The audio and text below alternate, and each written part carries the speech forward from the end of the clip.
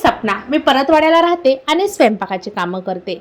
आज म्हटलं डोक्याला मेहंदी लावायचं काम उरकूनच घ्यावं। मी हा मीशोवरून ऑनलाईन ड्रेस बोलवला 397 रुपयाला। खूप छान कापड वगैरे आला आणि फिटिंग पण छान आलेली। तुम्हाला ऑर्डर केल्यानंतर हा ड्रेस मला फक्त 5 दिवसात मिळाला।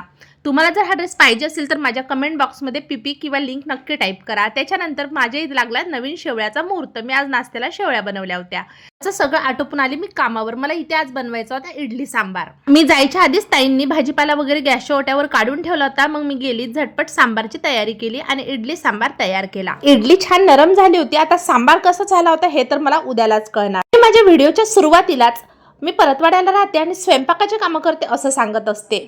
काल मला माझ्या शेजारच्या एक ताई म्हणाल्या की तुम्ही स्वयंपाकाची कामं करता असं का व्हिडिओमध्ये सांगता, ते चांगलं वाटत नाही। त्यांच्या या प्रश्नावर मी त्यांना एकच उत्तर दिलं की ताई, मी जे काम करते ते काम सांगायची लाज कसली, आणि मी इकडे तिकडे फिरून फिरून जर व्हिडिओ बनवत असली तर लोक म्हणतील की कुठे कुठे फिरून व्हिडिओ बनवते, पण मी स्वयंपाकाच्या कामाला जाते म्हणून मला इतक्या ठिकाणी फिरावं लागतं आणि तेच सगळं काही मी माझ्या व्हिडिओमधून तुम्हाला दाखवते। आता पहिल्या घरी मी इडली केल्याच्या नंतर दुसऱ्या घरी आली, तिथे फुलगोबीची भाजी, वरण, भात आणि पोळ्या असा सगळा स्वयंपाक केला।